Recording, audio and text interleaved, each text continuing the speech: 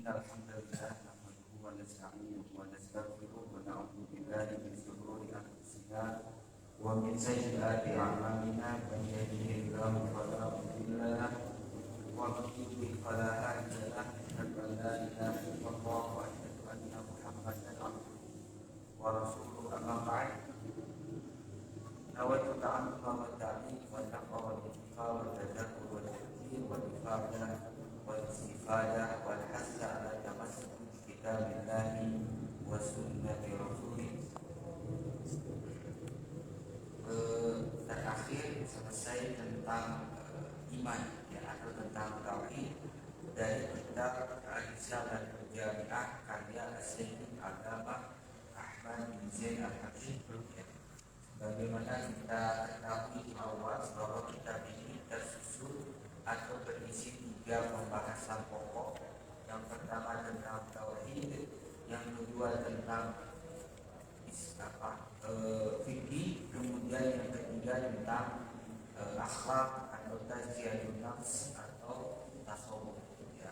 Yang mana ketiga ilmu itu sebagaimana kita ketahui adalah ilmu fardhu ain, ilmu yang hukumnya wajib dipelajari oleh setiap Islam, setiap muslim, ilmu yang harus diketahui dan diamalkan. Makanya para ulama menyebutkan la yajuzu li ahadin an yuqaddima 'ala syai'in hatta ya'lama hukmahu fihi. Tidak diperkenankan seseorang melakukan sesuatu tanpa mengetahui hukum apa yang akan dikerjakan. Itu agak sulit.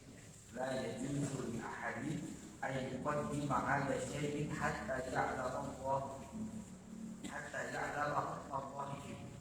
Tidak diperkenankan seseorang melakukan sesuatu, mengerjakan sesuatu sebelum dia tahu hukum hal tersebut. Artinya kita tidak akan mengetahui hukumnya kalau tidak tahu ya. Bahkan para ulama salaf lebih dari itu. Para ulama salaf itu sebelum mengerjakan sesuatu selalu meluruskan niat. Kalau niatnya belum lurus, biasanya tidak dikerjakan. Nah, itu para ulama salaf. Jadi sebelum mengerjakan sesuatu, niatnya diluruskan dulu, apapun itu. Kemudian sebelum mengerjakan sesuatu, harus tahu dulu hukumnya. Apakah boleh atau tidak? Jangan-jangan karena ketidaktahuan kita mengerjakan sesuatu ternyata tidak diperkenankan, ternyata tidak diperbolehkan oleh syariat. Maka sebelum mengerjakan sesuatu, para ulama salaf pertama meluruskan niat atau niatnya dibenarkan dulu, baru setelah itu hukumnya seperti apa ya. Makanya para ulama salaf itu dalam satu tindakan itu memperbanyak niat yang baik. Artinya satu amalannya satu, pekerjaannya satu, tapi niatnya bisa 2, 3 atau 4 niat baik. Dan setiap niat baik akan diberi tiganya, diberikan pahala oleh Allah Subhanahu wa Ta'ala. Nah, itu mungkin salah satu yang perlu kita contoh dari para ulama. Satu amalan, satu tindakan, satu pekerjaan, tetapi kita bisa memasukkan niat lebih dari satu. Misalnya pergi ke masjid, niat yang pertama sholat berjamaah, yang kedua thalabul ilm. Bukan 2 hal yang berbeda. Sholat berjamaah niat yang baik, thalabul ilm niat yang baik, yang ketiga niat silaturahmi, yang keempat bisa jadi menghindari atau mengurangi maksiat ketika duduk di rumah nonton TV. Apalagi jam-jam sinetron, jam-jam infotainment. Ketika kita ke masjid, yang biasa dilakukan ulama salaf itu memperbanyak niat baik di dalam setiap amalan atau dalam satu amalan. Ini yang perlu kita contoh ya.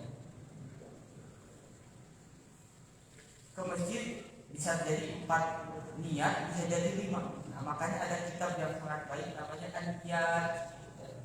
Itu kitabnya tidak terlalu tebal, ini sebanyak dijual, bahkan sudah diterjemahkan. An-Niyat jamak muannats, artinya niatnya. Artinya bagaimana kita mungkin kita masih bingung. Jadi harusnya niat yang baik seperti apa? Nah, maka ulama memberikan contoh niat-niat yang baik dalam amalan. Ada di kitab tipis, mungkin sekitar 20 halaman. Namanya Niat karangan Syekh Muhammad Al-Idrus atau biasa disebut Habib Sa'ad. Habib Sa'ad itu sudah diterjemahkan. Ketika akan menikah, maka niat yang baik itu apa saja? Kita kan kadang tidak terpakai. Pokoknya nikah.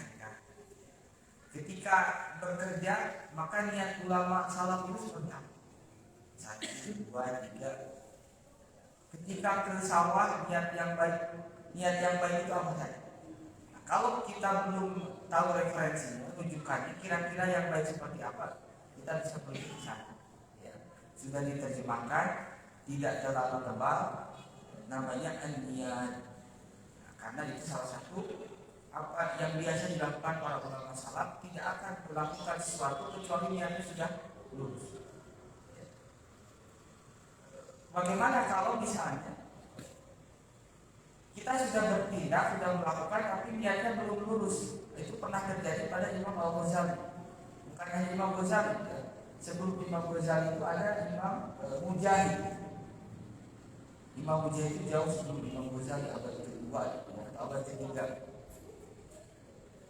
Satu perkataannya yang sangat masyhur, "Talabnal ilma li ghairillah aba ayyakuna illa lillah." Kata Imam Ghazali, dalam riwayat lain juga itu disampaikan oleh Imam Mujahid, "Talabnal ilma li ghairillah." Aku dulu mencari ilmu itu li ghairillah, bukan karena aba ayyakuna illa lillah. Tetapi ilmu akhirnya memalingkanku dari selain Allah kepada Allah. Jadi kalau kita terlanjur saat bertindak di awal niatnya belum benar, ya, kita teruskan sambil meluruskannya. Nanti lama-lama dengan pertolongan Allah akan dibalikan di goyah. Kalau menunggu misalnya, mungkin ulama salaf dengan kita sudah berbeda. Kalau kita nungguin benar-benar ikhlas 100%, bisa jadi kita tidak beramal, tidak bertindak. Nah, itu mungkin agak beda konteksnya dari zaman. Makanya ada ulama, seorang ulama ditanya oleh ulama yang lainnya, "Kenapa kau tidak menulis kitab?" Jawabannya, "Saya belum ikhlas. Kalau menulis kitab saya belum ikhlas, belum sampai kepada derajatnya pengarang dunia." Pengarang dunia itu ketika menulis kitab ingin menguji keikhlasannya, dilemparkan ke laut. Kalau memang ikhlas, kembalikan. Kalau tidak ikhlas, biarkan hanya. Tapi karena ikhlas, hanya kembalikan. Nah, kalau ulama hari ini ada yang ditanya seperti itu, kenapa tidak menulis kitab? Jawabannya karena memang belum ikhlas, belum sampai derajat para ulama dahulu.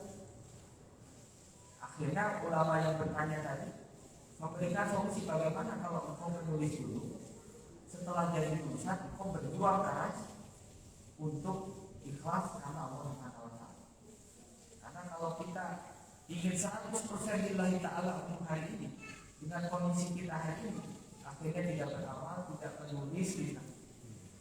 Sedangkan orang lain sudah bergerak kemana-mana beramal, setelah itu kita berusaha untuk ikhlas dan berjuang untuk ikhlas. Dan itu dicontohkan oleh para ulama kita pun. Nah, masuk ke bagian yang kedua dari kitab Risalatul Jami'ah, sekaligus ilmu yang kedua yang wajib diketahui setiap muslim, hukumnya haram ketika tidak mengetahui dan tidak mengamalkan, yaitu tentang fikih. Di dalam Risalatul Jami'ah langsung membahas fikihnya tentang wudu. Kalau dalam kitab khusus fikih itu memang diawali dengan niat, ya, tentang air, tentang biasanya pembahasan air baru. Nah, sebelum masuk ke dalam wudu, ada yang disebut dengan tohar. Jadi fikih itu secara garis besar dibagi 4. Pembahasan fikih setebal apapun, kitab apapun, di dalam mazhab apapun, bisa kita bedakan menjadi 4 pembahasan utama. Yang pertama tentang ibadah, pembahasan kedua tentang muamalah, pembahasan ketiga tentang munakahah, pembahasan yang terakhir yang keempat yaitu tentang jinayah. Jadi fikih setebal apapun, yang berjilid-jilid seperti apapun, yang namanya fikih tidak lepas dari empat pembahasan utama. Yang pertama ibadah, yang kedua muamalah, yang ketiga munakahah, yang keempat jinayah. Apapun ini di dalam mazhab apapun, mazhab Imam Abu Hanifah, mazhab Imam Malik, mazhab Imam Syafi'i, dan terakhir misalnya mazhab Imam Ahmad bin Hanbal atau Hanbal.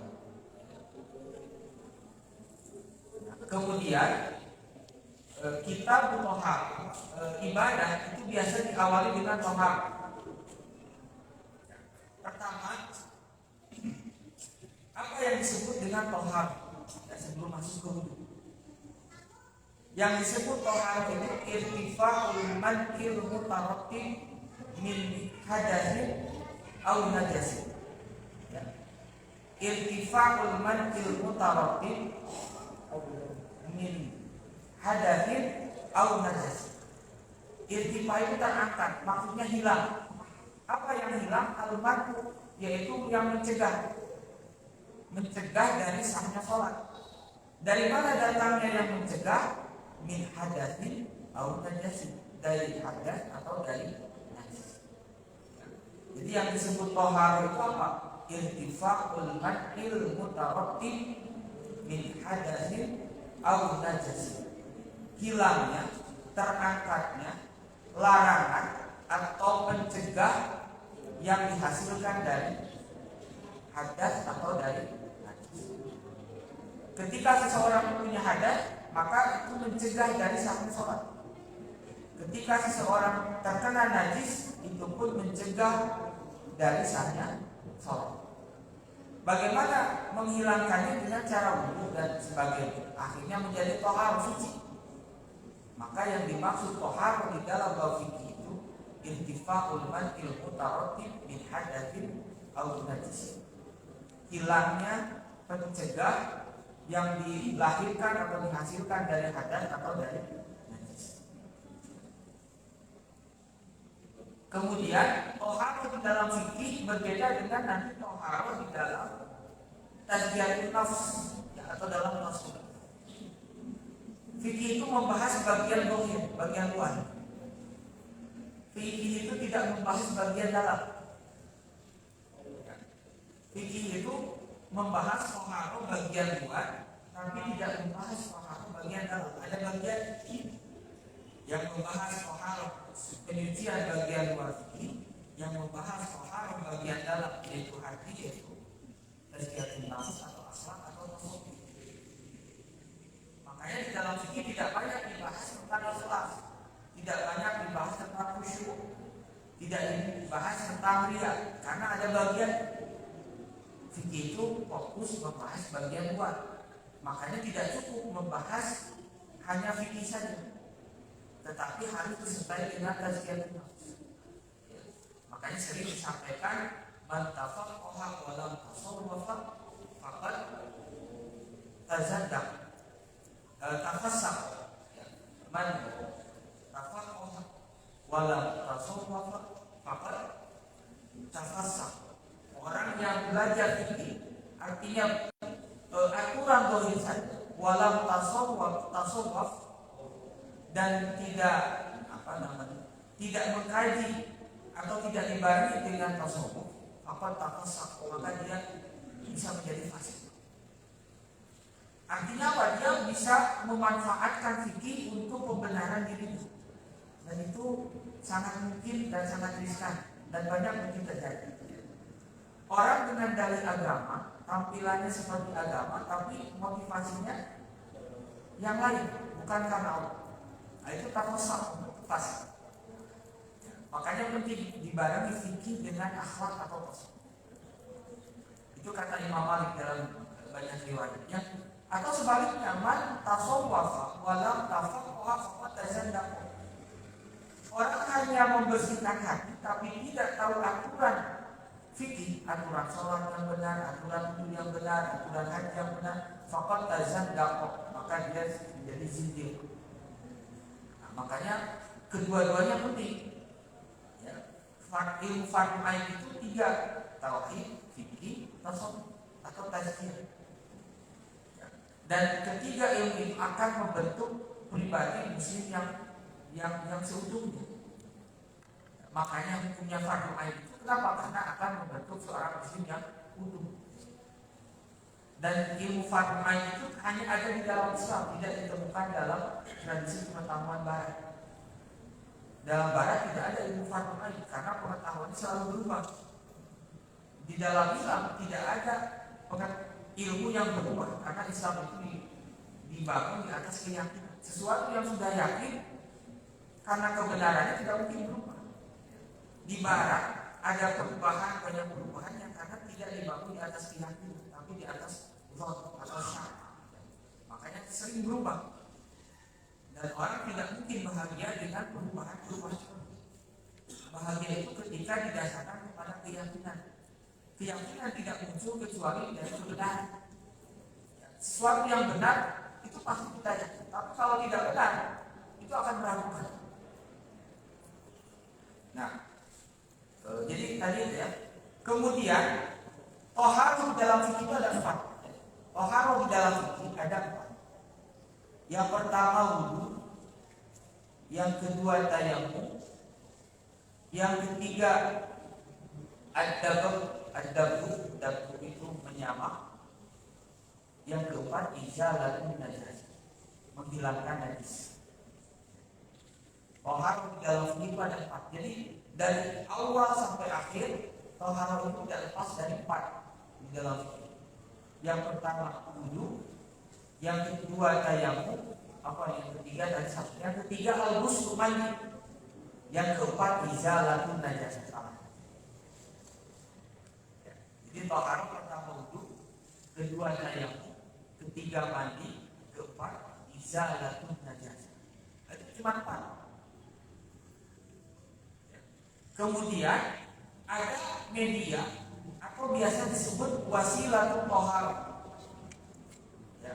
Kalau toharohnya ada 4, adapun media yang digunakan di dalam toharoh itu ada 4. Yang pertama air, alma. Yang kedua al-turab, tanah. Yang ketiga ad-dabir, alat untuk menyamak.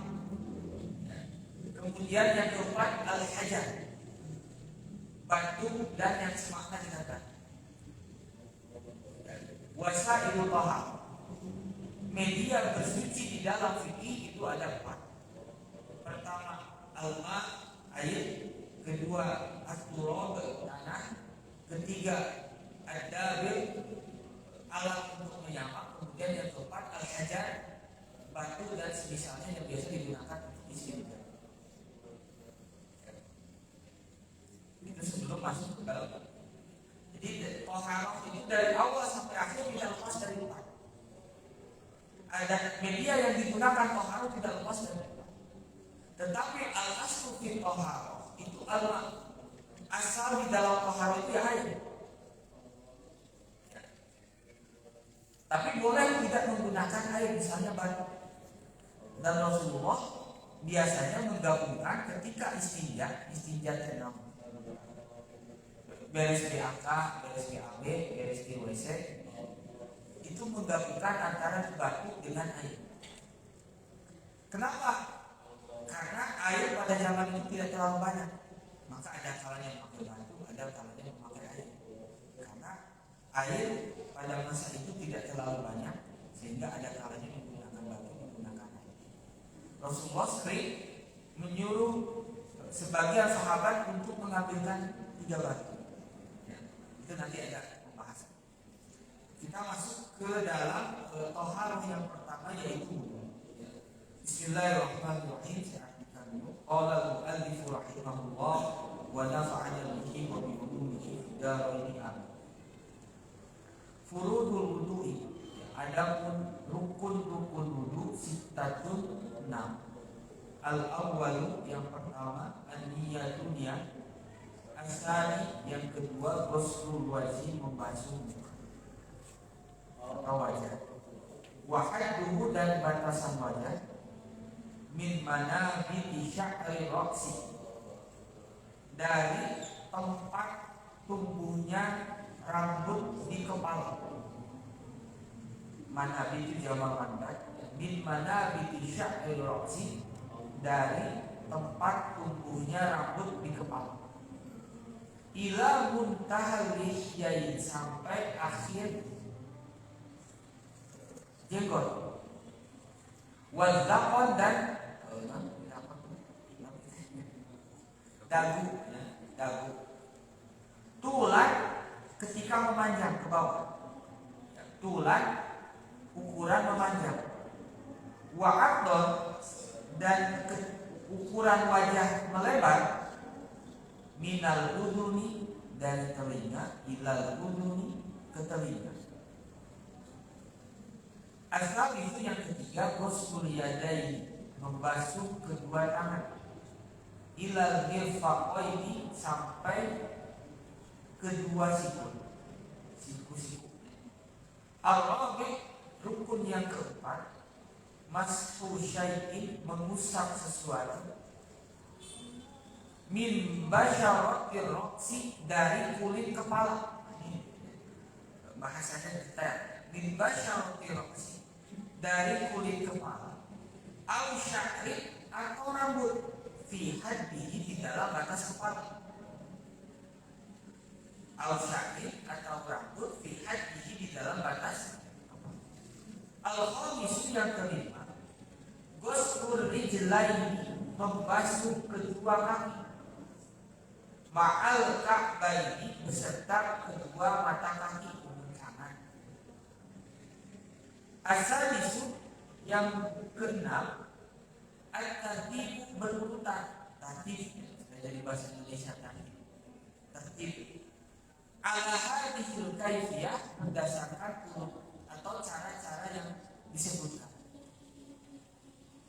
Wa in kana, dan apabila ada, alaihi, atas seseorang, janabatun janabah. Janabah tidak perlu diartikan, nanti ada penjelasan. Janabatun janabah min mujama'ah, dari jima. Au khuruji maniyin, atau keluar mani. Binaumin, karena dengan cara tidur. Au ghairihi, atau selain tidur. Lazimahu, maka wajib baginya ghuslu jami'i badani, ghuslu membasuh jami'i badani, seluruh badannya. Ma'aniyati raf'il janabah, ma'a beserta niyati raf'il janabah, niat menghilangkan janabah.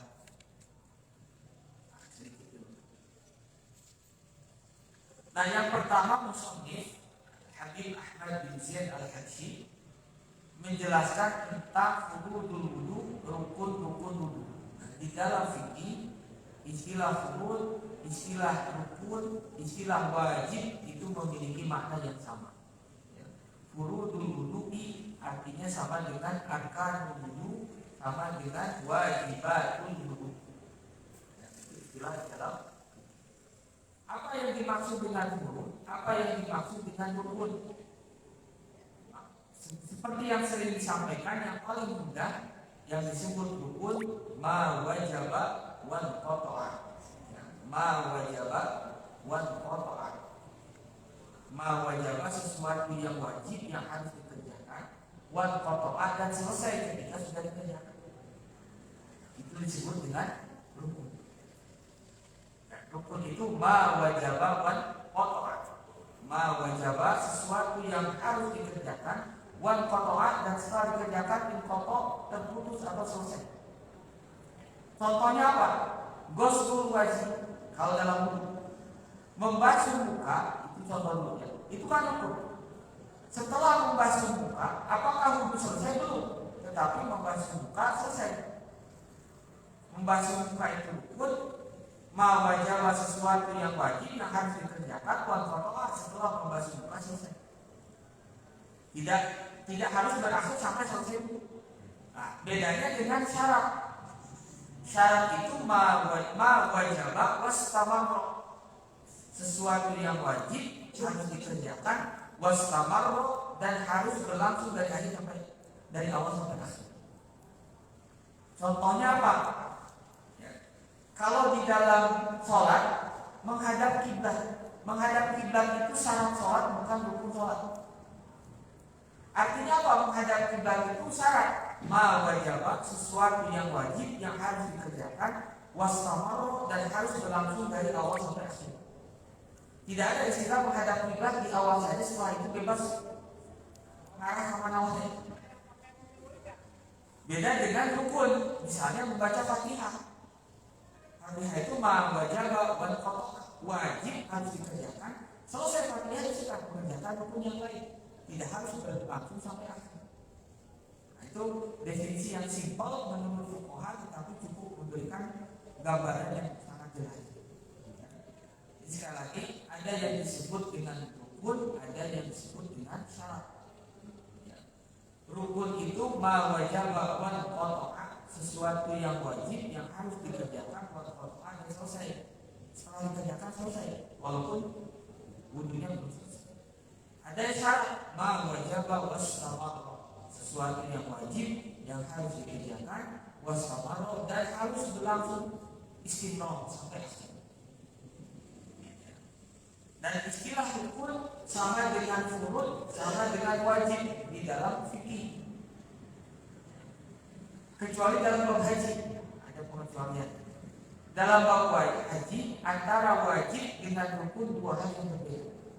Wajib bukan rukun, rukun bukan wajib. Khusus di dalam bab haji, di dalam mazhab Syafi'i. Selain di dalam bab haji, rukun adalah wajib sama dengan fardu. Pengecualian di dalam bab haji. Di dalam bab haji, rukun beda dengan wajib. Rukun itu yang harus dikerjakan, tidak boleh ditinggalkan dalam bab haji. Satu saja tertinggal, hajinya tidak sah dan tidak bisa diganti dengan dam. Artinya haji dari situ niat haji, tapi tinggal wukuf. Dan waktu wukufnya sudah selesai, maka sampai kapanpun hajinya tidak akan sah, walaupun pulang dianggap haji, disebut haji. Tapi pas hajinya sudah wukuf, udah, dan tidak bisa diganti dengan dam. Kita biar jadi hajinya yang beli kontak, tidak mungkin, tidak sah. Beda dengan wajib haji harus dikerjakan, tapi ketika tidak memungkinkan bisa diganti dengan dam dan hajinya tetap sah. Contohnya tawaf wada atau mabit bimina atau jumroh. Tawaf wada itu wajib haji. Bila suatu saat tidak keburu, maka bisa diganti dengan dam, walaupun dan hajinya tetap sah. Itu dalam bab haji ini sama aja. Sekarang kita dalam bab wudu. Rukun wudu ada 6. Ayo maklum saya pada tangan. Rukun wudu ada 6. Yang pertama an-niyah. Dalam setiap ibadah pasti rukun pertama an-niyah. Bahasa orang niat.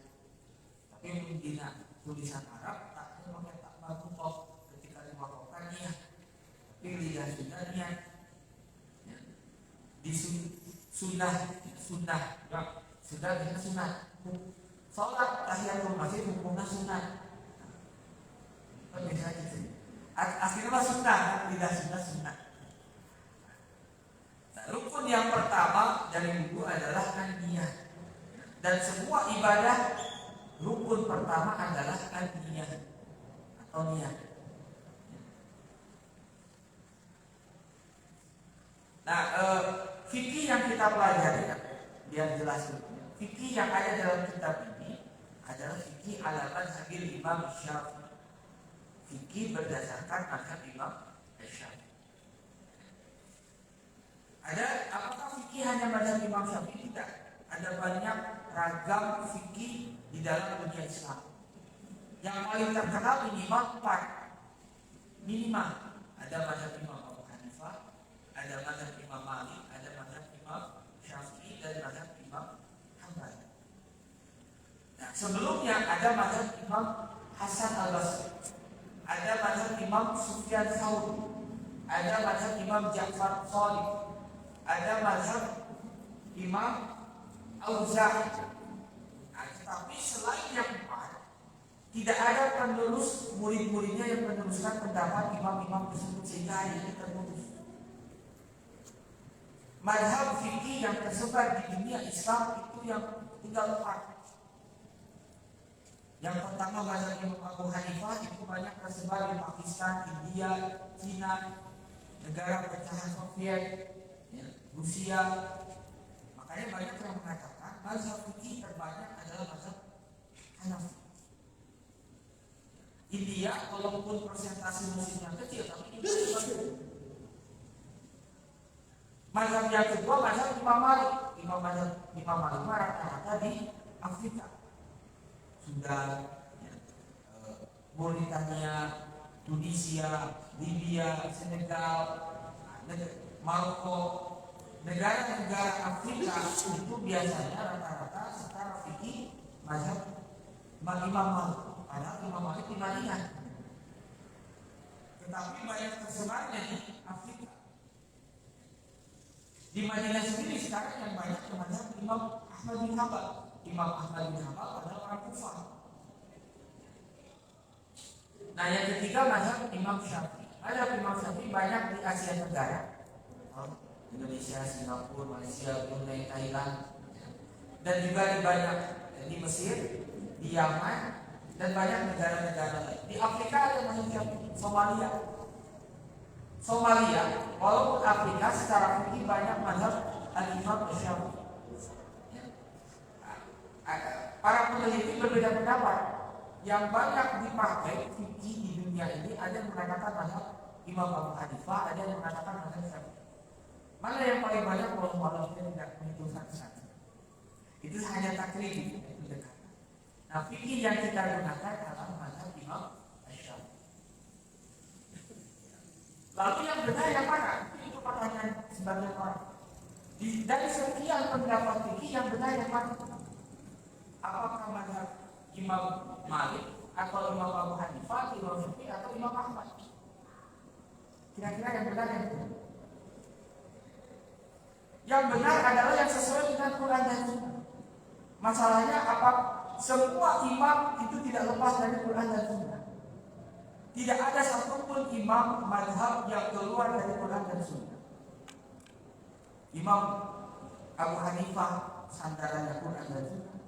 Imam Malik, Imam Darul Hijrah pasti Quran dan Sunnah. Imam Syafi'i, Imam Muhadditsin Quran dan Sunnah. Begitu pun Imam Ahmad. Maka kalau jawabannya yang paling benar adalah yang sesuai dengan Quran dan Sunnah, semuanya sesuai dengan Quran dan Sunnah. Lalu dari keempat mazhab ini yang sesuai Quran dan Sunnah, mana yang benar? Mana kira-kira? Kan orang itu beramal itu yang paling benar atau yang benar. Nah, sedangkan yang pendapat fikih yang kita ketahui itu beragam. Ini kalau gagal memahami ini, itu bisa gontok-gontokan, ribut. Umat Islam tidak lepas atau tidak bisa beranjak dari masalah khilafiyah fikih karena tidak selesai dalam masalah itu. Akhirnya saya yang paling benar masalah fikih, di luar saya salah. Karena dirasa yang di luar yang salah harus digunakan. Kalau belum disalahkan, akhirnya terus disalah. Nah, maka dikenal dua pendapat di dalam usul fikih. Ada masalah, ada yang disebut teori musawwibah, ada yang disebut teori mufaddihah. Saya tidak tahu apakah agak ribet atau tidak. Jadi menurut ulama dalam masalah fikih itu ada yang pertama musawwibah. Artinya apa? Setiap pendapat fikih itu benar. Dari keempat imam, hukum Allah itu ada di mana? Ada di setiap pendapat imam, walaupun hukumnya berbeda. Jadi hukum Allah kan kita itu menjalankan fikih itu, ingin menjalankan hukum Allah. Lalu hukum Allah itu di mana? Apakah di mana? Di Bapak Hanifah? Kesannya? Alhamdulillah. Alhamdulillah wa kafa. Wassalatu wassalamu ala nabiyyi Mustafa wa ala alihi wa sahbihi alihi wa baqa amma ba'd. Nawaitu ta'allum wa ta'lim wa naf'a wa intifa' wa tadabbur wa tadhkir wa ifadah wa istifadah wa al-hadd 'ala al-nusri fi kitabillahi wa sunnati rasulih. Tadi rangkumnya sampai mana? Musawwibah. Jadi di dalam masalah fikih itu ada dua pendapat terkait mana yang benar dari sekian pendapat. Karena di dalam fikih itu pasti kita akan mendapatkan beragam pendapat, bukan hanya dua, tiga, bisa bermacam-macam. Nah, pendapat yang pertama bahwa dari sekian pendapat fikih, hukum Allah itu ada pada setiap ijtihad, walaupun itu berbeda. Jadi hukum Allah ada pada ijtihadnya Imam Abu Hanifah, hukum Allah pun ada pada ijtihad Imam Malik, Imam Syafi'i ataupun Imam Ahmad. Tapi pendapat itu tidak terlalu dominan, ya, hanya sedikit di kalangan para ulama yang mengambil pendapat yaitu musawwibah. Ya. Semua pendapat fikih itu benar. Hukum Allah ada pada setiap ijtihad. Nah, pendapat yang kedua yaitu mukhattiyah. Mukhattiyah itu hukum Allah itu hanya ada satu dari sekian hasil ijtihad para a'imah, para ulama. Jadi kalau misalnya ada 4 mujtahid dengan 4 hukum yang berbeda, dengan varian hukum yang berbeda, hukum Allah itu yang mana? Menurut pendapat yang kedua yaitu mukhattiyah hanya satu. Nah, masalahnya yang satu itu yang mana? Apakah pada Imam Abu Hanifah atau Imam Malik atau Imam Syafi'i atau Imam Ahmad? Nah, itu yang tidak kita ketahui. Ya. Jadi tugas mujtahid itu, tugas ulama itu yang penting mengeluarkan seluruh kemampuan untuk menemukan hukum Allah. Lalu yang benarnya seperti apa? Ya wallahu a'lam. Tapi itu dalam masalah fikih, kan? Itu nanti bisa sebagian kalangan itu akhirnya dilebarkan ke dalam masalah usul, akhirnya semuanya relativitas. Itu perlu dibatasi. Jadi pendapat yang kedua mukhattiyah bahwa hukum Allah itu hanya satu. Dari semua atau dari sekian banyak hasil ijtihad, hukum Allah itu hanya satu. Nah, yang satu itu yang mana? Itu yang kita tidak tahu. Ya, wallahu a'lam. Tetapi dalam kata ulama sebagaimana dalam hadis, orang yang berijtihad ketika tepat asoba itu tepat dengan hukum Allah, falahu ajrun, maka dia mendapatkan 2 pahala. Pertama, pahala ijtihad, mengerahkan seluruh kemampuan untuk menemukan hukum Allah.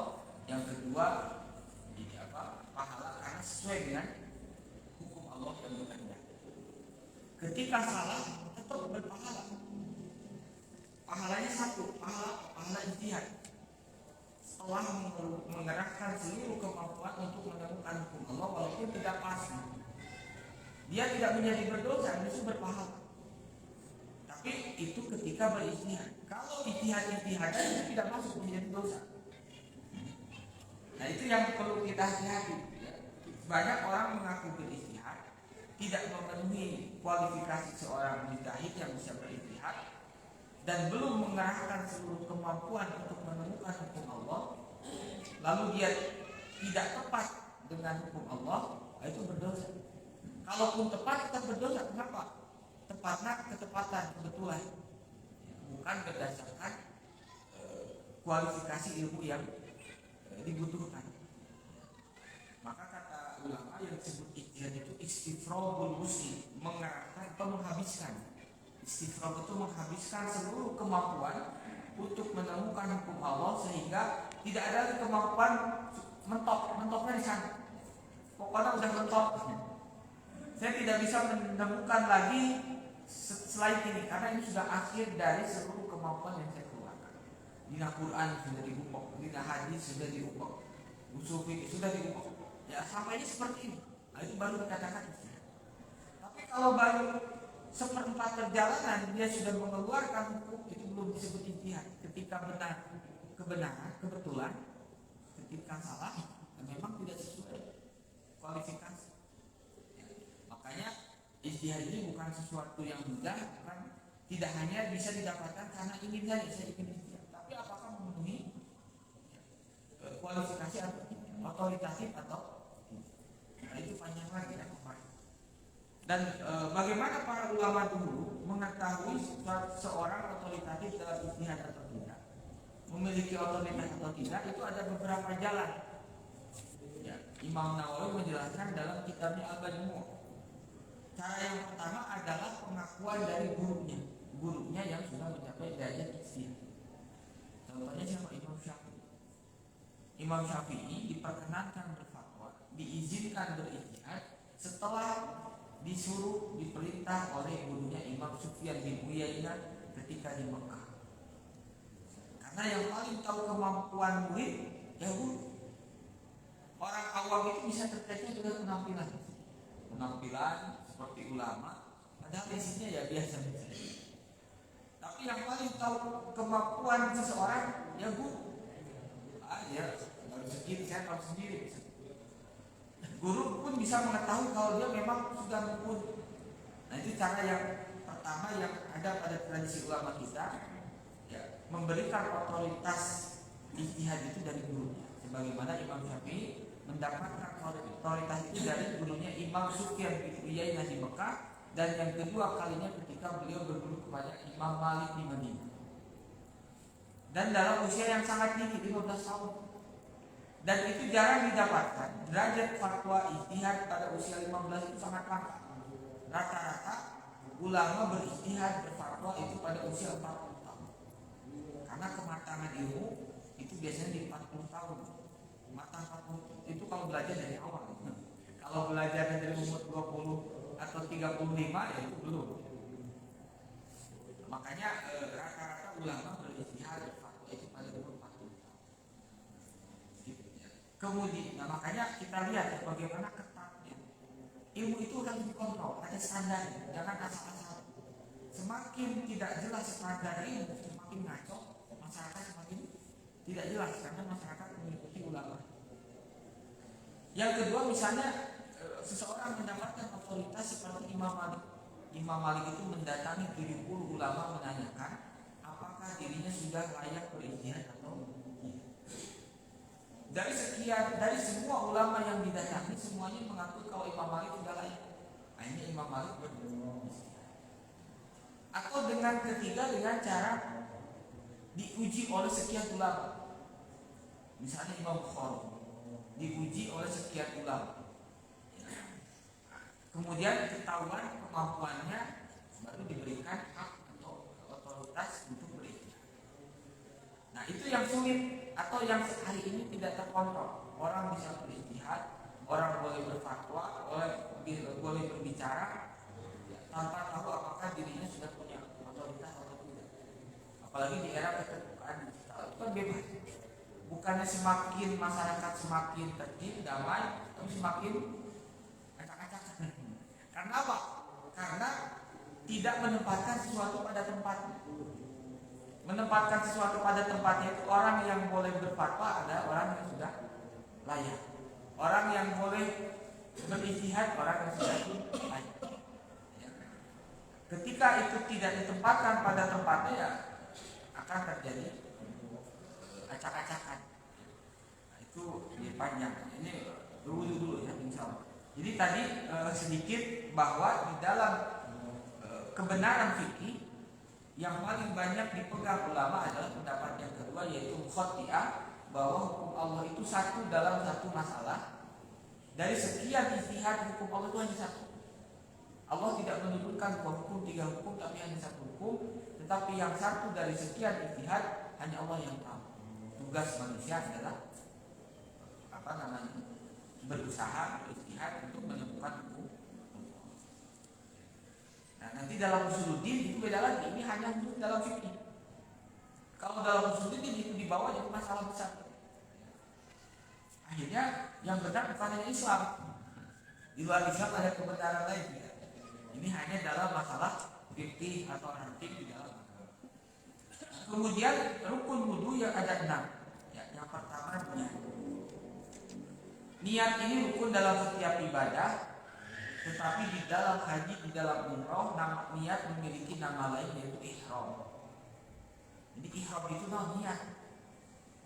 Cuman punya nama lain, punya panggilan lain untuk niat di dalam haji dan umroh yaitu ihram. Jadi ihram itu niat.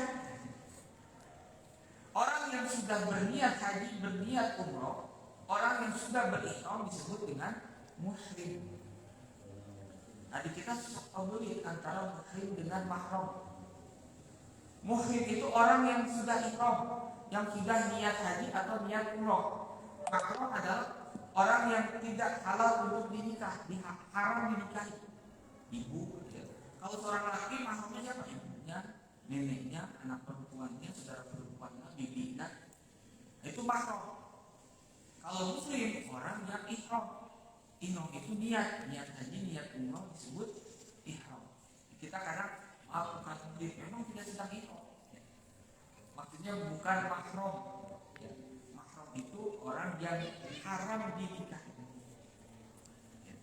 Nah, apa yang disebut dengan niat? Qasdu syai'i muqtarinan bi fi'li. Niat itu apa? Qasdu itu bermaksud syai'i sesuatu muqtarinan bi fi'li. Sembari dibarengi dengan mengerjakan. Jadi yang namanya niat itu niat wudu sambil membasuh muka dibarengi dengan bifitri dengan mengerjakannya. Jadi niat itu apa? Qasdu. Niat itu bermaksud simpel, tetapi bermaksud dan dibarengi dengan mengerjakan. Nah, kalau baru bermaksud tidak dibarengi dengan pekerjaan atau belum dikerjakan, itu disebut dengan azam. Ya, misalnya sudah azan isya, ya, azan isya dia nanti akan sholat, tapi sholatnya setengah jam. Nah, itu azam. Di dalam teknologi fikih belum disebut dengan niat. Kapan disebut niat? Ketika dia melakukan sholat, ya, mengerjakan sholat dan di dalam hatinya niat sholat, itu disebut dengan niat. Tapi kalau tidak dibarengi dengan mengerjakan, itu namanya azam.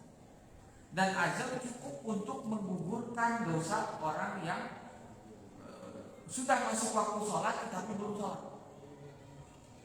Misalnya petani di sawah, ada dumun masih kagok macul, hanya di sholatnya jam 1. Nah, itu azam. Setengah 1 meninggal, apakah berdosa? Tidak. Karena dia sudah azam akan mengerjakan sholat yang satu. Karena waktu sholat itu, waktu duhur, waktunya panjang.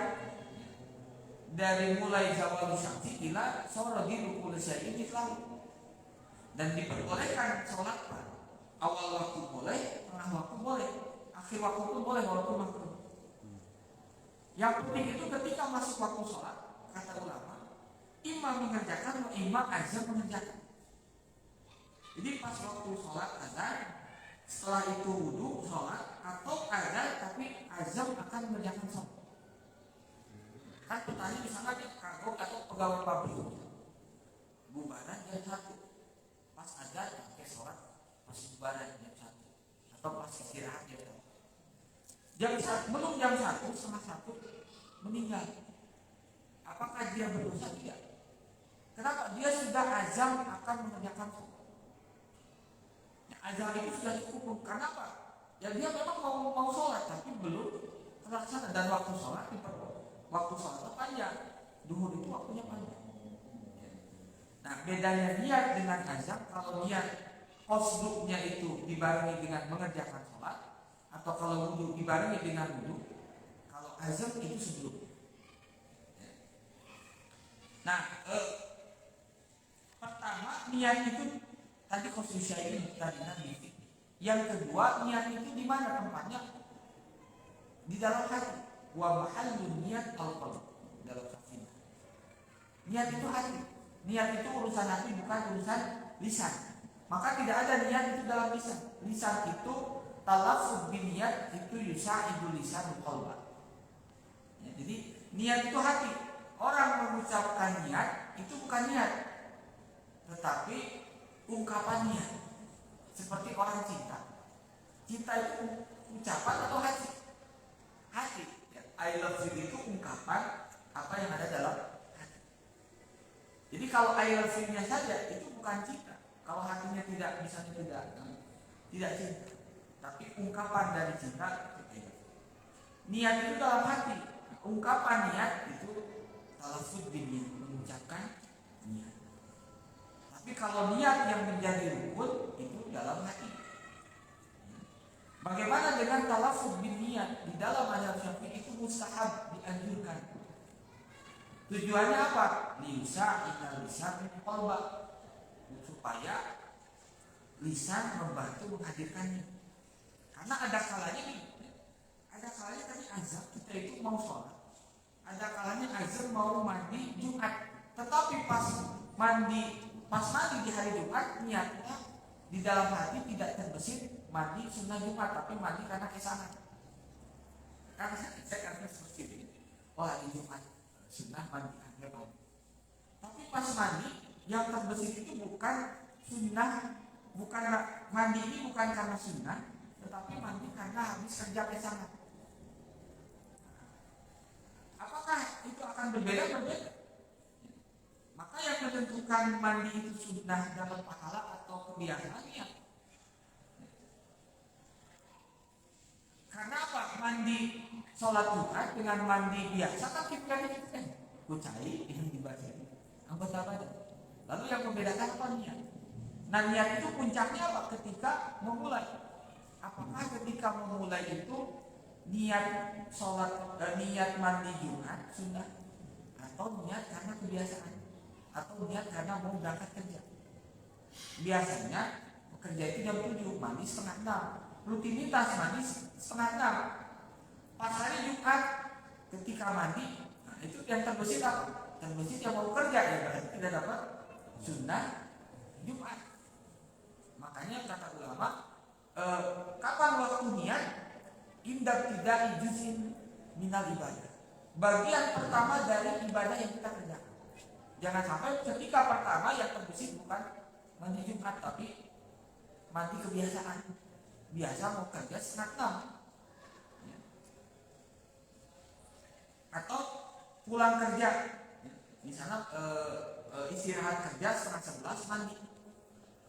Tapi yang terbesit apa? Mau ngilangin keringat, kesan, habis salah. Tidak terbesit, tidak bermaksud kalau itu mandi sunnah Jumat. Lalu apa yang dia dapatkan? Ya mandi biasa, mandi adat kebiasaan. Nah, maka yang penting itu momen awal di dalam ibadah, baik itu wudu, baik itu mandi sunnah, mandi wajib, ataupun sholat, ataupun haji. Ya. Maka niat itu qasdu syai'i muqtarinan bi fi'li wa mahallu niat, tempat niat itu di dalam hati. Adapun mengungkapkan talafuz bin niat itu mustahab, dianjurkan dalam rangka menghadirkan niat yang bisa jadi hilang, lenyap. Tadi sudah terbesit tapi ujung-ujung ke mana? Pas mandi, pas sholat, ke mana? Nah itu untuk membantu menghadirkan itu. Kemudian kapan niat? Awal juz'in minal ibadah. Bagian pertama dari ibadah wudu, mandi, sholat ataupun yang lain. Nah, itu niat. Yang kedua, rukun yang kedua, ghuslul wajhi, membasuh muka. Nah, niat itu kapan waktunya? Yang harus qasdun niat, qasdul wudu itu kapan? Inda ghuslil wajhi, ketika membasuh muka. Karena membasuh muka adalah bagian pertama di dalam wudu. Kan tindakan pertama, gerakan pertama kan basuh muka. Maka niat itu ketika basuh muka. Karena bisa jadi pas basuh muka tidak terbesit wudu, tapi kalau ngilangin keringat di sana berkeringat. Lalu bagaimana kalau di sana basuh muka, niatnya menghilangkan keringat. Terus setelah itu tadi nggak niat wudu, balik alam, lalu basuh tangan. Apa yang harus dilakukan? Diulangi dari awal. Kenapa? Karena yang tadi tidak dianggap wudu ibadah, tapi wudu atau membasuh muka untuk menghilangkan keringat, atau tabritnya supaya tiis. Kan musim panas sebenarnya, pas panas-panasnya basuh muka. Itu litabrit untuk mendidihkan. Maka fungsi niat kata ulama yang pertama tamyizul ibadah anil adat. Niat itu memisahkan mana ibadah, mana adat kebiasaan. Karena ada kalanya antara ibadah dengan adat itu sama. Ya, wudu ketika membasuh muka sama dengan membasuh muka menghilangkan panas. Mandi wajib dengan mandi kebiasaan ya gitu kan. Maka yang membedakannya adalah niat. Tamyizul ibadah anil adat. Membedakan antara ibadah dengan niat. Yang kedua fungsi niat itu tamyizu maratibil ibadah. Membedakan tingkatan ibadah. Ada yang wajib, ada yang sunnah. Nah, membedakannya apa? Wajib dengan sunnah ya niat. Sholat subuh dengan sholat qobla subuh 2 rakaat kan gitu kan. Cuman qobla itu sunnah, sholat subuh wajib. Bedanya ya niat. Dibedakannya dengan niat. Nah yang kedua wudu itu ghuslul wajib membasuh muka. Nah lalu membasuh muka apa batasan muka? Maka para ulama mengambil batasan muka itu secara muka. Yang disebut muka itu mana? Wajah itu mana? Faksiru wujuhakum, basuhlah muka kalian. Lalu yang disebut wajah itu yang mana? Maka ulama mengambil batasan itu dari mana? Dari hukum. Kalau di dalam syariat, dalam hadis Quran tidak disebutkan, di dalam huruf tidak ada, maka diambil apa? Hukum. Maka berdasarkan bahasa yang disebut muka, wahadduhu min manabiti sya'ril ra'si. Batasan muka dari atas ke bawah itu kalau atas diawali dari tempat tumbuhnya rambut ghaliban atau awal mulanya. Itu penting ya. Jadi batasan membasuh muka itu yang mana? Kalau bagian atas tempat tumbuhnya rambut pertama kali. Kenapa? Karena rambut itu apalagi laki-laki semakin lama semakin botak. Makin maju mundur ya, makin mundur. Apakah setiap rambut pindah ke sini? Bukan pindah, mundur berarti muka ke sini. Mundur lagi wajib muka ke sini. Enggak ya. Makanya ini sampai tadi. Maka kata ulama, batasan muka itu mana bitisyak dari rokasi tidak pertama kali rambut itu mundur masuk. Kalau dulu di sini berarti batasan sudah sampai sini. Walaupun nanti botaknya sampai tadi tidak wajib sampai ke sini. Itu ya. Wahadu dan batasan muka dari atas mana bitisyak dari rokasi ke bawah ila muntahal dikhiyarin sampai sini. Wadzakon, zakon teh dagu, ya, dagu. Jadi dari atas ke bawah mana? Tempat munculnya rambut pertama kali sampai dagu. Ya. Itu batasan dari atas ke bawah. Dari pinggir arlot, dari telinga sampai telinga. Ya. Dari telinga sampai telinga. Apakah telinga wajah? Ya, tinggal kita dalam telinga wajah bisa nggak? Bukan. Telinga wajah. Maka telinga tidak menjadi bagian wajah. Makanya batasan wajah itu dari pinggir dari telinga sampai telinga. Ya, bukan gigi tadi, tapi dari akhir rambut. Dari akhir sini sampai. Yang ini namanya telinga, tidak wajib. Ya. Itu nanti ada membasuh. Ya. Nah, jadi mana membasuh wajah itu batasan mana? Ada batasan dari atas ke bawah, ada pinggir ke pinggir. Ya. Dari atas, dari tempat tumbuhnya rambut pertama kali sampai dagu. Ya. Dari pinggir, dari telinga ke telinga. Lalu bagaimana dengan rambut-rambut yang ada di muka? Itu pun wajib terkena air, wajib dibasuh. Berarti kalau alis, terus ya, bulu mata atau air ya, atau godek, itu wajib. Semua bulu rambut yang ada di muka wajib terkena air, karena masuk dalam batasan wajib. Itu yang pertama. Rukun yang pertama, yang kedua adalah membasuh muka. Ya. Kemudian yang ketiga, ini kalau agak panjang waktunya tidak cukup, jadi agak cepat. Yang ketiga, ghuslul yadaini, membasuh kedua tangan ilal mirfaqaini sampai siku. Dari mana mulainya? Aslinya boleh dari jari-jari ke sikut, boleh dari sikut ke jari-jari. Kalau bolehnya boleh, dua-duanya boleh. Tetapi yang afdal ya dari mana? Jari-jari ke sikut. Dan kanan dulu 3 kali, baru kiri 3 kali. Tapi kalau yang rukun itu 1 kali. Ya. Jadi sunnahnya tetap tasbih 3 kali, tetapi perlu dibedakan yang 1 rukun, yang 2 sunnah. Supaya apa? Ketika kita tahu mana yang rukun, mana yang sunnah, kemudian akhirnya terbatas. Kita menganggap kalau 3 kali itu rukun, akhirnya ini nggak bakalan cukup.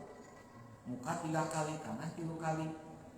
Akhirnya tidak jadi wudhu tayamum, padahal akhirnya cukup. Karena apa? Rukun itu hanya sekali. Muka rukunnya 1 kali, tangan 1 kali, semuanya sekali. Yang 2 tambahan itu sunnah. Nah, lalu yang disebut sekali itu yang mana? Sekali itu, yang penting muka terkena dengan air, walaupun dengan 2 kali basuhan, itu dianggap sah. Jadi sudah 1 kali, tapi masih ada bagian yang belum terkena air, tambah lagi. Walaupun 2 kali, karena itu belum menutupi bagian muka, maka dianggapnya 1 kali. Ya. Maka dianggap 1 kali, walaupun secara zahir 2 kali, tapi 2 kali itu dalam rangka membasuh seluruh muka supaya rata. Lalu setelah itu baru yang kedua, baru yang ketiga. Begitupun dengan tangan. 1 kali itu yang mana? 1 kali itu 1 kali itu yang sampai rata tangan, walaupun dengan cara 2 kali. Misalnya ya, kalau pakai siwur atau gayung sekali, masih ada yang belum kena, tambah lagi sekali sampai rata. Nah, itu dihitungi 1 kali. Ya, dihitungi 1 kali. Baru setelah itu tambah yang kedua, ditambah yang ketiga. Ya, itu yang disunahkan membasuh kedua tangan 3 kali sampai mana? Ilal mirfaqain, rukunnya sampai kedua sikut. Nah, rukun itu sampai kedua sikut, tetapi tidak mungkin kita membasuh tepat sampai kedua sikut kecuali dilebihkan. Nah, itu menjadi wajib.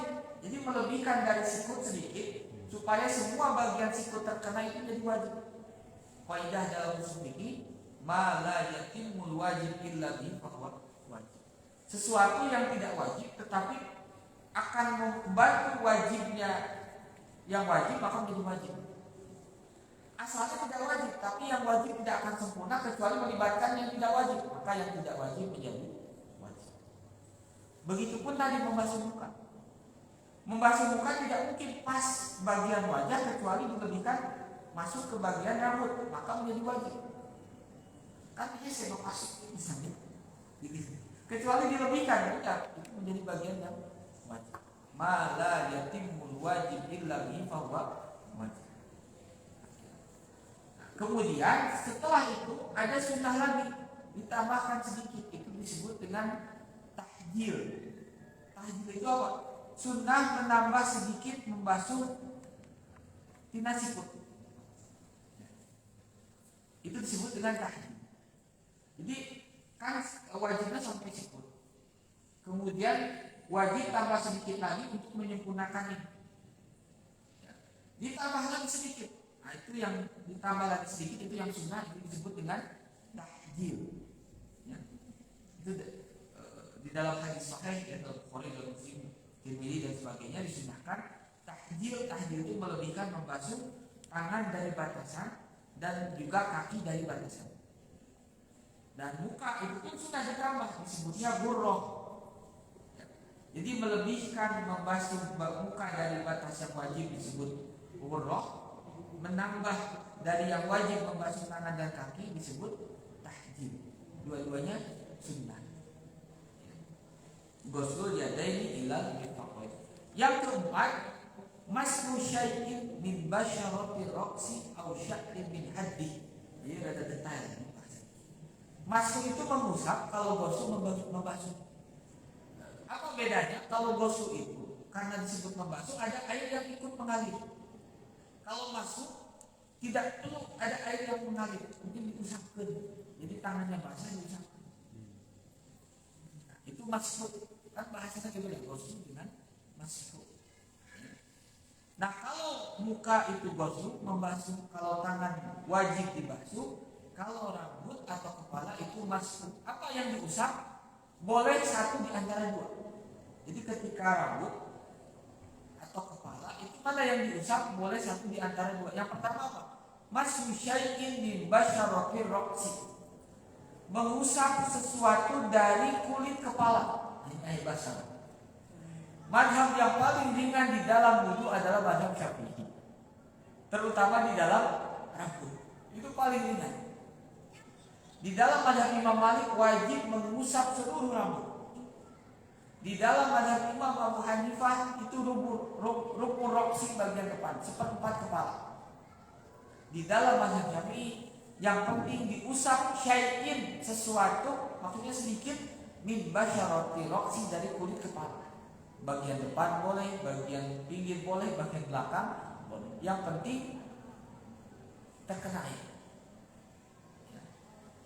Kalau yang botak bagaimana? Berarti itu yang botak. Yang botak tidak ada pilihan kecuali masuk syai'in min basyarati ra'si karena tidak ada rambut. Atau sya'rin min fi haddi, atau mengusap rambut tapi rambut yang ada dalam batasan kepala. Nah, ini ada batasannya. Sya'rin fi haddi, rambut yang ada dalam batasan kepala. Karena ada rambut yang panjang di luar batas kepala. Misalnya perempuan rambutnya segini. Apakah boleh mengusap rambut? Boleh, tapi rambut yang ada dalam batas kepala, jangan rambut yang di luar batas kepala. Misalnya di sini.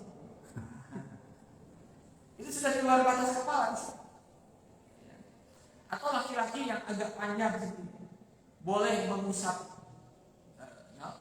kulit kepala atau rambut, tapi rambut yang ada dalam batas kepala. Lalu bagaimana orang yang galing? Yang galing itu kan rambutnya di dalam batas kepala, tapi kamu ditarik apa?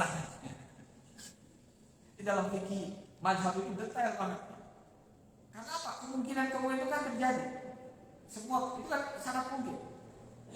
Orang yang nikah misalnya, kan ayahnya menggaling gitu, dia mengusap rambut, tapi dalam batas kepala, tapi mau ditarik kali itu. Nah maka kata ulama yang nikah itu pun harus diperhatikan. Kalau mau mengusap rambut yang di batas kepala, tapi ketika ditarik ke arah yang biasa, misalnya di sini, berarti kalau ditarik ke belakang bukan ke depan. Intinya kalau yang tinggal hati-hati, yang galing hati-hati, pastikan rambut yang ada di batas kepala atau kulit kepala. Tetapi itu rukunnya. Kalau sunnahnya nanti dalam hadis ini, sunnahnya semua bagian rambut itu diusap. Jadi jangan karena rukunnya segitu aja, tidak. Itu akan memberi batasan. Rukunnya itu seperti itu, tapi yang afdal bukan seperti itu. Yang afdal itu semua bagian rambut diusap. Nah, kita sering terjebak karena rukunnya sedikit, akhirnya sudah bisa diusap. Selama airnya mencukupi, tidak ada gangguan, tidak buru-buru, itu sudah sempurna. Selain itu apa? Keluar dari perbedaan pendapat ulama. Imam Malik mengatakan bahwa mengusap rambut itu wajib seluruhnya. Nah, maka di dalam ayat ini untuk menjaga pendapat yang bisa jadi mungkin, bisa jadi pendapat Imam Malik itu benar karena tidak tahu mana yang benar. Bisa jadi pendapat Imam Syafi'i yang benar, pendapat Imam Malik yang benar. Untuk mengantisipasi itu, maka khuruj minal khilaf, amalkan yang paling sempurna yaitu menurut mazhab Imam Malik. Semuanya. Kalau mengusap semuanya itu sah menurut Imam Malik, sah menurut Imam Abu Hanifah, sah menurut Imam Syafi'i. Tapi kalau cuma sedikit sah menurut Imam Syafi'i, tapi menurut Imam Malik itu tidak sah. Karena yang wajib itu seluruh. Itu menariknya fikih di dalam mazhab itu, mereka menjaga supaya menjaga pendapat-pendapat di luar itu bagaimana diakomodir. Makanya begini, sunnah wudu di dalam mazhab Syafi'i itu semuanya sudah ada di dalam mazhab lain. Jadi di dalam mazhab lain itu pun, di dalam mazhab Syafi'i itu masuk di dalam sunnah. Misalnya mengusap seluruh rambut. Di dalam mazhab Imam Malik wajib, di dalam mazhab Imam Syafi'i. Kemudian membasuh tangan, membasuh muka dibantu dengan tangan, itu disebut dengan dalak. Di dalam mazhab Imam Malik wajib, di dalam mazhab Imam Syafi'i sunnah. Maka sunnah-sunnah itu perlu kita perhatikan. Sebisa mungkin kita amalkan. Nah, kemudian rukun yang keempat tadinya, mengusap sesuatu dari kepala atau rambut yang ada di dalam kepala. Dan ini bisa berguna bagi perempuan ketika wudhu di tempat umum pakai kerudung. Lalu di kamar mandi atau di tempat khusus perempuan kan tidak ada masalah, buka kerudung sama-sama perempuan tidak ada masalah. Tapi kalau di tempat yang agak terbuka tempat wudhunya, buka kerudung aurat. Nah, ini dibahas, dia bisa mengamalkan minimal di dalam mazhab Syafi'i, yaitu bagian kepala yang terkena air atau rambut yang ada di dalam bagian kepala walaupun sedikit. Itu bisa dimanfaatkan. Yang kelima, al-khamis ghuslul rijlaini ma'al ka'bain. Membasuh kedua kaki sampai sikut. Itu wajib ya, sikut itu wajib. Dan sikut tidak akan pas terkena air kecuali dilebihkan sedikit. Maka melebihkan sedikit supaya mata kaki memuncangan terkena air kecuali dilebihkan sedikit, maka itu menjadi wajib. Wajibnya sampai mana? Wajibnya sampai yang penting mata kaki terkena air. Nah, batasan sampai mata kaki terkena air itu wajib. Lalu setelah itu ada sunnah ditambahkan sedikit, disebut dengan at-tahjil. Tahjil itu melebihkan, membasuh dari batasan wajib. Kemudian yang terakhir as-sadis, yaitu tartib. Tartib itu berurutan sesuai dengan apa yang sudah disebutkan. Maka di dalam mazhab Syafi'i tidak boleh ya, setelah membasuh muka kemudian membasuh rambut, mengusap rambut. Harusnya apa? Membasuh muka, tangan, rambut berurutan. Nah, di dalam mazhab Imam Abu Hanifah itu tidak menjadi syarat, tidak menjadi rukun.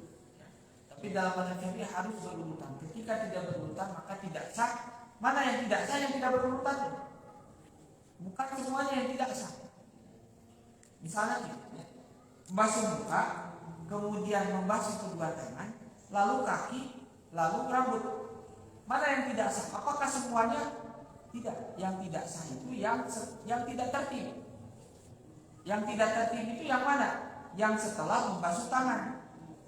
Berarti membasuh muka sah, membasuh tangan sah karena berurutan. Yang tidak sah membasuh kaki dan mengusap rambut, karena itu yang tidak berurutan. Itu tidak didapatkan tafsir rincian seperti itu kecuali dalam fikih mazhab, baik mazhab Syafi'i, Imam Malik ataupun yang lain. Di dalam hadis tidak disebutkan, hadis itu garis besar. Lalu hal-hal seperti itu didapatkan ulama dari mana? Dari ijtihad, dengan kias, dengan dalalatul alfaz. Yang terakhir tertatib tidak. Ini sampai juga masih dulu. Kemudian kita sampai di beberapa yang ditanyakan sebelum dilanjutkan masih panjang ini. Maka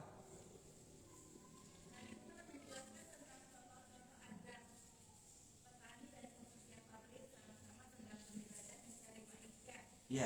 Bedanya pekerja pabrik dalam bekerja sekitar waktu sebelum penggunaan. Nah, kalau petani kan dari waktu ada pada jenisnya. Yang akan kami tanyakan, jika contoh aja dikenakan pada petani ini, bukannya akan berpotensi untuk memitulah petani untuk sholat tidak tepat waktu, padahal dia kan bisa menghentikan pekerjaannya dan menyiapkan diri untuk sholat tepat waktu. Pertama di waktu sholat itu apa menurut ulama itu apakah wajib muasa atau wajib budaya? wajib puasa itu ada pilihan waktu atau hanya satu waktu. Maka mungkin ulama hampir sepakat bahwa waktu sholat itu puasa. Dia bisa jam setengah satu, bisa jam satu, bisa setengah dua. Ya.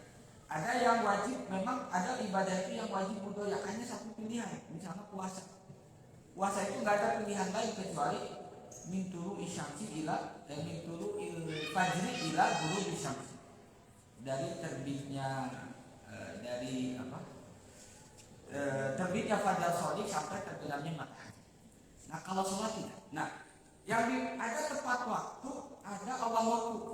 Tepat waktu itu yang penting sesuai waktu yang ditentukan itu tepat waktu. Tapi ada awal waktu. Nah lalu awal waktu itu mana? Ulama punya definisi sendiri. Ya. Jadi kalau tepat waktu itu tepat waktu yang bisa diberikan oleh syariat. Lalu waktu duhur itu panjang. Di dalam fikih itu min zawali syamsi ila sorotil kulli syai'in mithlah. Ya. Ketika bayangan benda sudah seukuran dengan benda. Jadi kalau dia mengerjakan di awal tepat waktu, di tengah tepat waktu, di akhir tepat waktu. Karena waktu yang diberikan memang seperti itu. Ada awal waktu. Nah itu memang yang afdal mana awal waktu. Ya, kalau awal waktu jelas. Awal waktu itu kapan?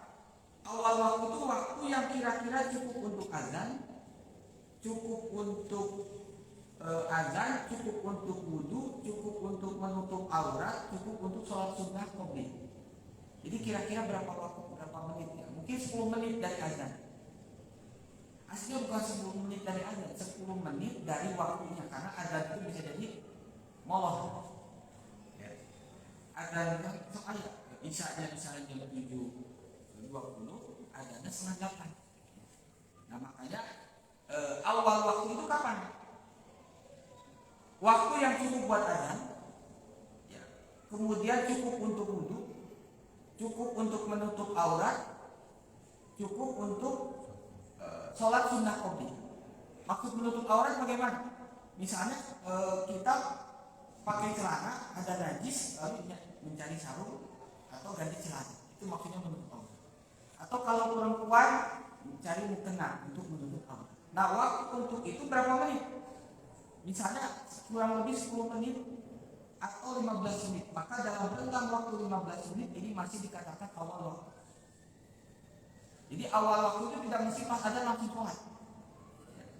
Awal waktu itu awal waktu yang cukup untuk azan, untuk wudu, ya, untuk menutup aurat atau mengambil bahan itu untuk aurat, kemudian untuk sholat qobliyah. Misalnya 10 menit atau 15 menit. Nah bahkan sholat duhur itu sunnah diakhirkan ketika cuaca panas, istilahnya tabrid. Itu dianjurkan daripada sholat panas-panas ke busuk. Maka tungguin tabrid. Misalnya tabridnya ini cuacanya agak mendingin itu misalnya 1 jam, ya sudah berarti 1 jam. Atau boleh juga ketika makanan sudah siap. Makanan sudah siap kita lapar, komat. Mana itu? Kita sama asya wal isya, optimal asya alat isya. Apabila asya dengan asya itu makan malam, ya. Makan malam di Arab disebut asya. Asya dengan isya berbarengan. Mana yang dibutuhkan asya? Tapi dengan syarat kita yang lapar makanan siap. Tapi lamun kita yang nggak lapar makanan siapnya isya. Sebab tahu lapar, mau ngaganggu karena sholat. Jadi yang petani kalau afdal tetap punya, kalau afdal memang awal waktu. Tetapi kalau boleh. Ya memang. Nah seperti itu dari mana kita dapat waktu sholat? Itu malaikat Jibril memberikan contoh kepada Rasulullah SAW di hari setelah Isra wa Mi'raj. Ya, jadi Isra Mi'raj itu kan malam hari. Besoknya malaikat Jibril datang kepada Rasulullah memberikan contoh waktu sholat dalam beberapa hari. Nah, memang waktu yang sudah diberikan syariat itu tidak boleh kita potong, tapi kalau afdal memang awal waktu. Ya. Mungkin seperti itu. Wallahu a'lam.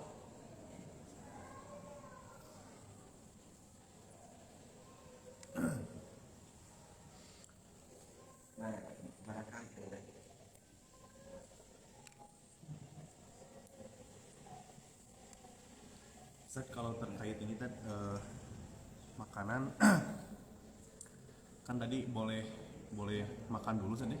Iya. Kalau makanan sudah terhidang gitu. Terhidang dan kitanya menginginkan lapar. Nah, kan ini artinya khawatir terganggu kehusuan tadi. Iya. Nah, boleh nggak dikiaskan? Jadi misalkan lagi nonton bola kan takut kepikiran gitu pas nonton sholat karena kan ilatnya di sini mengganggu kehusuan gitu. Iya. Itu seperti apa? Ini ada enggak kalau pertama ilatnya itu ya yusawis. Kalau menurut saya tidak ya kalau itu memang tetap sholat ya. Pertama gini, apakah ilat itu gini? Ini penting juga dalam usul fikih. Ada ilat itu yang ada ilah itu mansusoh, ada ilah itu musambah.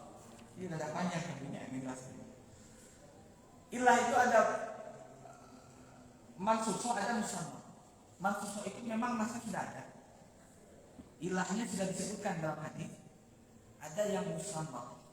Musambah itu tidak disebutkan dalam Quran dalam hadis, tapi ulama mengambil kesimpulan. Nah, kemudian ilah yang musambah itu tidak boleh melanggar nas. Ya. Nah, kalau untuk yang bola itu kemungkinan besar tidak boleh. Kenapa? Ya itu justru gangguan godaan tantangan kita untuk dari urusan yang akhirnya kan bukan doruri ya, bukan doruri. Bola itu bukan doruri, beda dengan makan. Ya. Makanya kan lapar. Beda kalau tidak lapar kita suka tapi tidak lapar. Maka kata ulama, kapan didahulukan ayat makanan tersedia kita lapar, artinya doruri. Doruri itu bahasa mendesak. Kalau tidak mendesak, makanan ada tapi perut kita aman-aman saja, itu tidak, maka jangan buka isya. Nah, itu pentingnya melihat tafsir ulama. Ya. Kata ulama boleh isya didahulukan dari isya, makanan sudah terhidang, perut kita lapar. Karena apa? Itu mendesak. Tapi kalau perut kita damai, tidak keroncongan, walaupun makanan tersedia, nah, bola apakah mendesak atau tidak? Jelas tidak. Ya. Mungkin seperti itu.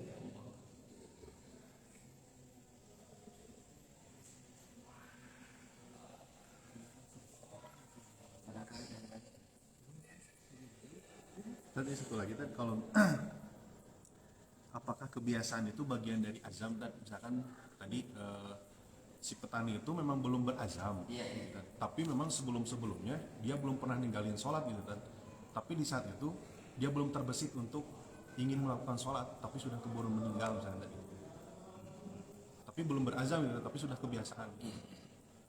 Insya Allah kalau seperti itu dia biasa dari kemarin sholat itu jam 1. Ketika zuhur aslinya itu azam juga kalau misalnya azam. Ya azam itu ada dari kemarin sholat jam 1 nanti jam 1 itu sudah azam. Ya. Nah yang jadi masalah itu ketika masuk waktu sholat dia dalam hati tidak akan sholat hari ini. Duhur itu tidak akan sholat. Itu berdosa ketika meninggal dalam keadaan meninggalkan sholat. Makanya ketika jamak takhir duhur dikerjakan pada waktu asar.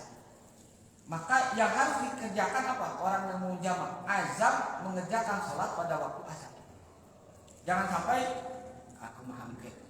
Walaupun akhirnya sholat duhur pada waktu asar, tapi dia tidak ada maksud mengakhirkan. Maka dalam syarat jamak takhir itu dia azam mengerjakan duhur pada waktu asar. Supaya apa? Supaya waktu sholat itu tidak lepas dari sholat atau azam waktu sholat. Jadi dan azam itu yang penting terbesit. Nanti saya sholat jamak. Udah dalam hati itu selesai. Yang penting tidak nggak sholat atau kemangke gimana nanti itu tidak ada azam kalau gimana nanti. Kalau keburu sholat kalau enggak itu tidak. Azam itu sholatnya asar. Itu udah azam.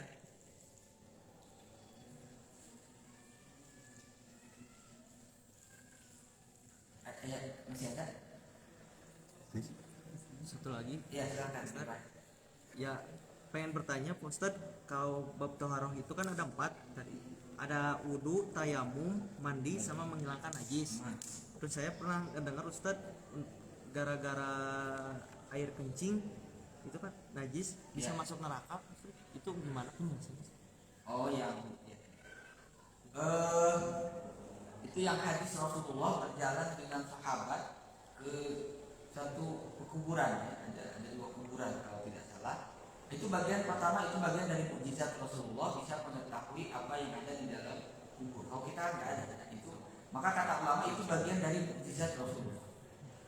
Nah, kemudian ada 2 orang yang disiksa di dalam kubur, artinya siksa kubur ya. Karena yang dikubur itu siksa kubur atau nikmat kubur. Yang satu disiksa karena dia tidak hati-hati di dalam membersihkan sisa kencing atau setelah isi. Artinya bisa jadi ada najis-najis yang masih nempel karena toharohnya tidak hati-hati, tidak sampai bersih. Nah itu makanya bahkan dalam hadis lain wailul lil aqab minan nar. Celaka lil aqab itu iya ya, aqab teh kaki yang bagian belakang itu. Wailul lil aqab minan nar. Celaka kaki yang tidak terkena air. Artinya ketika membasuh kaki asal-asalan akhirnya ada bagian kaki yang tidak terkena air, itu bisa menyebabkan neraka. Artinya apa? Dalam wudunya harus tertib, harus hati-hati. Kemudian termasuk ketika istinja atau membersihkan sisa kencing. Tapi nanti ada penjelasan bagaimana kalau orang yang menetes terus, disebutnya salisul baul. Otomatis dia tidak bisa sholat kecuali ada tetesan kencing. Itu mah penyakit salisul baul. Salisul baul itu sholat dengan keadaan seperti itu. Tetapi gini, orang yang salisul baul tidak boleh wudhu kecuali sudah masuk waktu sholat. Jadi jangan duhur jam 12, dia sudah wudhu untuk sholat duhur setengah 12. Lalu sholat memakai wudhu yang tadi, itu tidak boleh. Kenapa? Semakin lama dia hidup, semakin banyak kencing yang menetes, semakin bau. Maka kata ulama, kalau yang salisul baul wudhu ketika akan sholat, supaya meminimalisir kencing yang ada dalam tetesan kencing yang ada dalam sholat. Itu disebutnya salisul baul. Jadi kalau hadis yang tadi itu dia memang di dalam membersihkan sisa-sisa kencing atau istinja itu tidak rapi, tidak sesuai dengan aturan. Mungkin itu.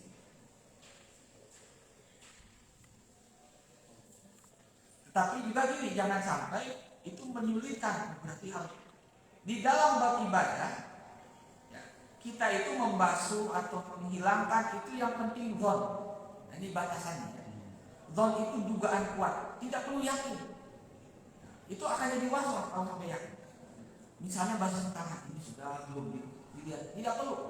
Yang penting secara sepintas kalau sudah kena air banyak sudah, kaki sudah banyak kena air sudah, tidak perlu sampai derajat yakin. Yang penting zon itu dugaan kuat kalau kaki sudah terkena air, kalau kencing sudah bersih, tidak perlu sampai dilihat sampai detail. Itu malah takalluf, menyulitkan. Nah, makanya kata ulama dalam bab fikih itu yang penting zon sampai derajat zon. Tapi juga tidak boleh syak. Syak itu ragu-ragu. Ini kena air, belum kena air, itu masih syak. Jangan, harus sampai zon.